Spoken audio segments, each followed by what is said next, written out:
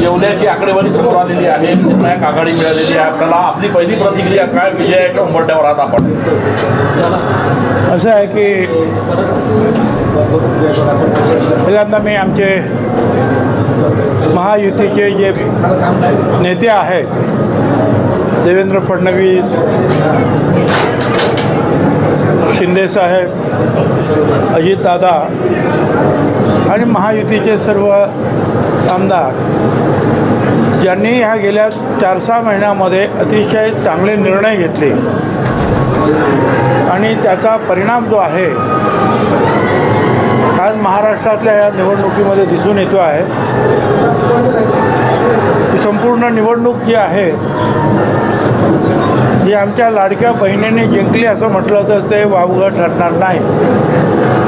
त्यामुळे त्यांचंसुद्धा मी त्यांचे आभार मानतो मनापासून. येवल्याच्या बाबतीमध्ये खरं तर मला नेहमीच 55-56 हजाराचा मताधिक्य आतापर्यंत मिळत आलं, परंतु ते थोडंसं आता घटलं, ते 27-28 हजारपर्यंत काहीतरी आलेलं आहे. त्याचं कारणही तसंच आहे. आमचे मित्र जे आहे हा जातीवादीचा प्रचार करत बाकी महाराष्ट्रात कुठेच गेले नाहीत. फक्त येवल्यामध्येच जे आहे रात्री 2-2 वाजेपर्यंत फिरले. परंतु आता महाराष्ट्राने सिद्ध केलेलं आहे की या महाराष्ट्रामध्ये जातीवादाला थारा नाही. काही लोक त्यांना भुलून गेले, कमी झाले, परंतु शेवटी जे आहे लोकांनी आमची इबरत राखली आणि त्यामध्ये विशेषतः दलित समाज, मातंग समाज असेल, आदिवासी सर्व घटक, ओबीसी समाजाचे वंजारी असतील, माळे असतील, तेली, तांबोळी, भटक्या विमुक्त हे सगळे जे आहेत वेगवेगळे समाज, मुस्लिम समाज, हे सगळे एकजुटीनं जे आहेत आमच्या पाठीमागे उभे राहिले. जरूर आमच्या या लढाईचं नेतृत्व करणं कठीण होतं, परंतु आमचे जे आहेत अंबादासजी बनकर ते जरी मराठा समाजाचे असले तरी ते असतील, मडवई साहेब जे साहेबराव मडवई असतील, वसंतराव पवार असतील, अशा अनेक काही मराठा समाजाच्या नेत्यांनीसुद्धा प्रचंड मेहनत घेतली. त्यांनी समजावण्याचा प्रयत्न केला. ठीक आहे, थोडंफार त्यांना यश मिळालं, अधिक यश मिळू शकलं नाही, परंतु त्यांनी जी काही स्वकीयांबरोबरच सुद्धा त्यांनी थोडंसं काही वेळेला त्यांचं वाकडं पण आलं, अडचणी निर्माण झाल्या नातेसंबंधात, परंतु ते मागे हटले नाही. एक जरूर वाईट वाटलं की ह्या येवला लासलगाव मतदारसंघामध्ये प्रचंड विकासाची कामं झाली होती. म्हणून मला स्वतःला असं वाटत होतं की ज्यांना 40 वर्षामध्ये पाणी पाहण्यासाठी जे त्रासलेले होते, ज्या विकासासाठी त्रासलेले होते, ते सगळे जातीवादीचा जो आहे काही थारा लागू न देता 100% माझ्या पाठीमागे उभे राहते. पण दुर्दैवाने ते फारसं काही घडलं नाही. थोडेफार लोक जे आहेत माझ्या पाठीमागे उभे राहिले. मी त्या सगळ्यांचा मनापासून आभारी आहे. हळूहळू जे माझ्या विरोधात गेले त्यांचासुद्धा जो आहे भ्रमनिराश झाल्याशिवाय राहणार नाही आणि विकासच हा कसा महत्त्वाचा आहे हे सिद्ध होईल. राष्ट्रवादी काँग्रेस पक्ष, अजित पवार गट यांच्याबरोबर BJP, रिपब्लिकन पक्ष आणि इतर अनेक जे लहान लहान पक्ष आणि नेते जे आहेत त्यांनी अतिशय जाणीवपूर्वक प्रचंड प्रयत्न केले. अगदी BJPचे तर माजी मंत्री जे आहेत ते इथे ठाण मांडून बसले होते आणि प्रत्यक्ष जे आहे निवडणुकीवरती लक्ष देत होते.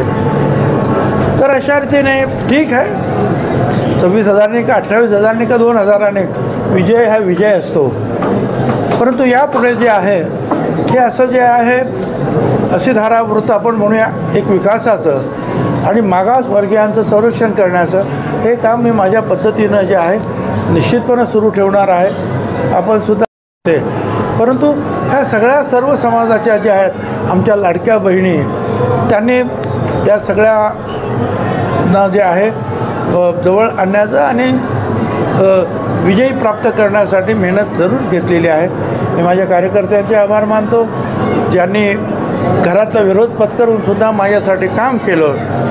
काही वेळा शारीरिक त्राससुद्धा त्यांना झालेला दिसतो आहे, परंतु तो सगळा सहन करून छगन भुजबळच्या पाठीमागे सगळे उभे राहिले आणि पुन्हा एकदा येवला लासलगावने दाखवून दिलं की इथे सुद्धा जातीयवादाला थारा नाही.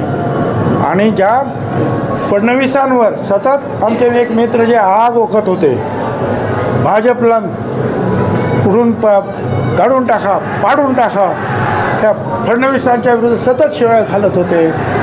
आणि आज आपण पाहतो आहे फडणवीसांच्या नेतृत्वाखाली महायुतीच आणि विशेषतः BJP भारतीय जनता पक्ष महाराष्ट्रात कधीही एवढ्या जागा मिळाल्या नव्हत्या, काहीपेक्षा जास्त जागा ज्या आहेत BJPला मिळाल्या.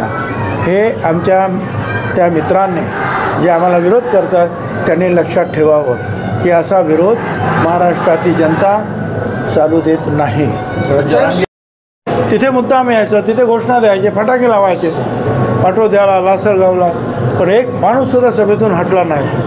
आता इथेच जर यशस्वी झाले नाही तर महाराष्ट्रात कुठे यशस्वी होणार? स्वतः येऊनसुद्धा ठीक आहे, पण आता तो प्रश्न संपलेला आहे. आणि महाराष्ट्रालासुद्धा माझी विनंती आहे, या सगळ्या जातीयवादातून आपण बाहेर पडूया. महाराष्ट्राचा विकास करण्यासाठी जनतेनं कौल दिलेला आहे महायुतीला आणि फडणवीस, शिंदे, अजितदादांना. तर त्यांना आपण जी साथ दिली त्याबद्दल धन्यवाद.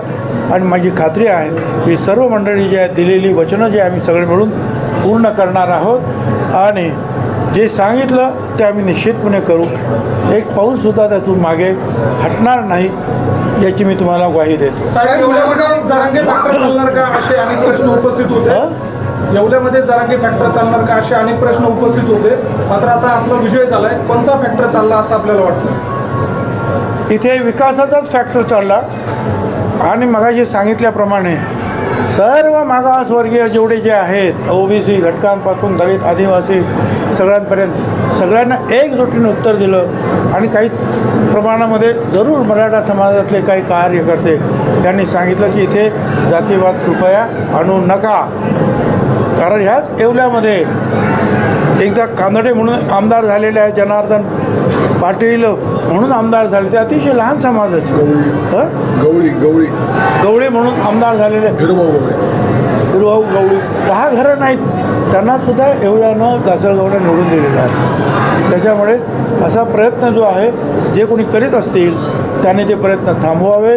एकजुटीने जे आहे विकासाची कास धरावी. येवल्याच्या निमित्तानं काय नेमका मेसेज एक संपूर्ण महाराष्ट्राला गेलेला आहे असं तुम्हाला वाटतं? येवल्याच्या निमित्तानं कोणी कितीही आला जातीवादीचा वेश करण्यासाठी तरीसुद्धा हा छत्रपतींचा, महात्मा फुले शाहू आंबेडकरांचा महाराष्ट्र ते सहन करीत नाही आणि या जातीवादाला फेकून देतात.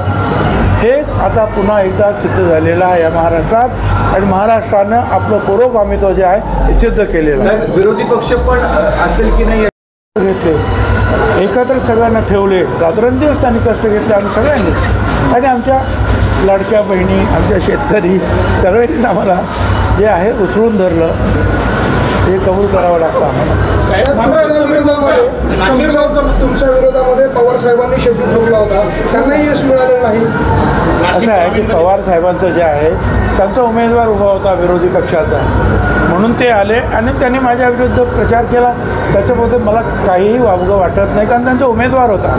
पण काही लोकांनी सांगितलं आम्ही आमचा एकही उमेदवार नाही, आम्ही कोणाला पाठिंबा देत नाही, आम्ही कोणाला विरोध करत नाही, आणि इथं रात्रभर ठाण मांडून बसले होते. त्यांच्याबद्दल मी जे आता या ठिकाणी आपल्यासमोर वक्तव्य नांदगावमध्ये समीर भाऊंचा पराभव झाला आहे आणि कार्यकर्त्यांची भावना एक गड आला, सिंह गेला, तुमची काय भावना?